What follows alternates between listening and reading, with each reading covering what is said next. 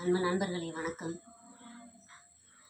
குறிப்பாக 10வது 11வது 12வது படிக்கிற பிள்ளைங்களோட அப்பா அம்மாவுக்கு பிள்ளைங்க நல்ல மார்க் எடுத்தால் மட்டும் பாராட்டுறோம், அப்படி ஃபெயில் ஆகிட்டாங்கன்னா திட்டுறோம்.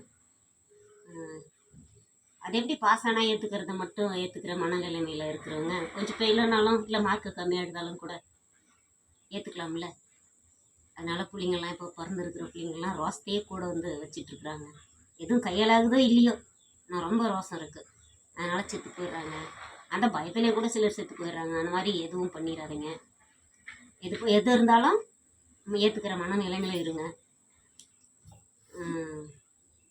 கொஞ்ச நாளில் மார்க் வருதுங்கிறதுனால தான் இதை சொல்கிறேன். ஏன்னா அதனால் நிறைய பிள்ளைங்க செத்து போகிறாங்க அதை பார்த்து அதனால தான் சொல்கிறேன். கொஞ்சம் இந்த மாதிரி பண்ணாதான் இப்படி பண்ணுன்னு சொல்லி இது பண்ணுங்கள். முடிஞ்ச அளவுக்கு நல்லபடியாக சொல்லுங்கள். செல்லை யூஸ் பண்ணாதீங்க, இதை படிக்கிறத பாருங்கள், கொஞ்சத்துக்கு கொஞ்சம் அப்படி சொல்லி பாருங்கள். அதனால் பிள்ளைங்களெல்லாம் கடுகடுன்னு பேசி விட்டுறாதீங்க. ஏன்னா அந்தளவுக்கு வளர்ந்த பிள்ளைங்கள நம்ம மறுபடியும் பார்க்க முடியாது.